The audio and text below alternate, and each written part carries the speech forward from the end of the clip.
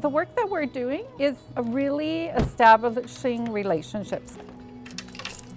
I spend my morning greeting kids and families and chatting with them. It's always the best part of my day, I think. So it's just nice to make those connections.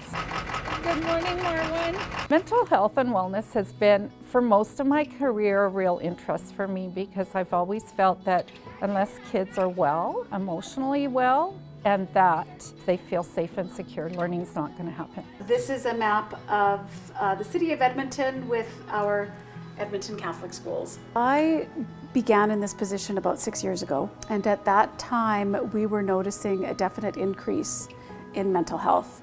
Everyone knew mental health was a concern. Everyone was wanting to do different kinds of strategies and supports with mental health, although everyone was doing it on their own. It was random in many ways. We reviewed what we had and we began pulling the strings together. We worked with a lot of different people, a lot of partners, and heard a lot of voices to bring everything together in a common shared vision with a shared vocabulary and language to be able to support student mental health in our schools.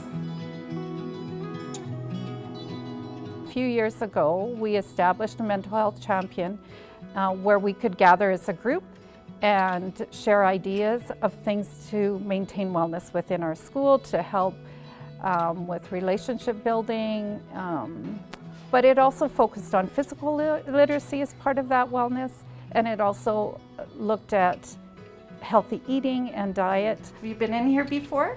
We also have created connections with Alberta Health Services, so we have our mental health therapist is here today working with some of our students.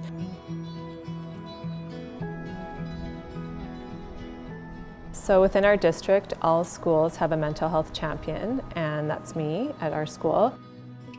We get professional development on topics like how to be trauma-informed, about nutrition, about services available through Alberta Health Services, mental health supports. So all of the information I gather in these sessions, I bring it back to the school, and then I build capacity within our teachers. I would like to come into your classroom to do a presentation. I'm noticing some of your kids are having trouble with peer relationships. Yeah, what do you think? Good. I think they need it. When we bring this level of education, professional development to our teachers, they're better prepared to identify and have that early intervention. So I want to show you this quick video to stress the power of our words. I love being able to support teachers and students. I love seeing them being able to meet their full potential, meeting them where they're at so that they can have success.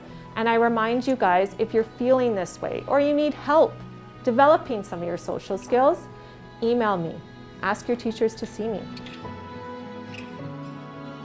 I definitely think that the people that have taken the time to go through the programs and use the supports have definitely benefited from them. I think especially during this time it's needed.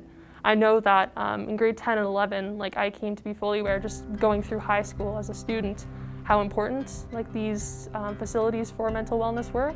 But then as soon as that pandemic hit, very quickly the realization set in that it was crucial because that was a big blow to student mental health. Even I assume teacher mental health as well too. It hasn't been easy for anyone. I do feel that there's been an increase in students reaching out to me.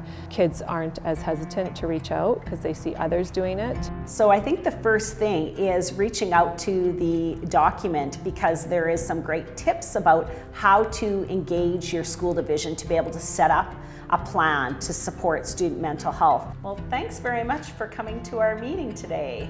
I think hearing student voice coming back in September is going to be really critical. And that student voice will help drive what our schools are able to do to support those students. Good morning. When they leave here, they're going to be the people looking after me down the road, hopefully. I want them to be emotionally well, but I also want them to be lifelong learners and want to be engaged in life and passionate about what they do.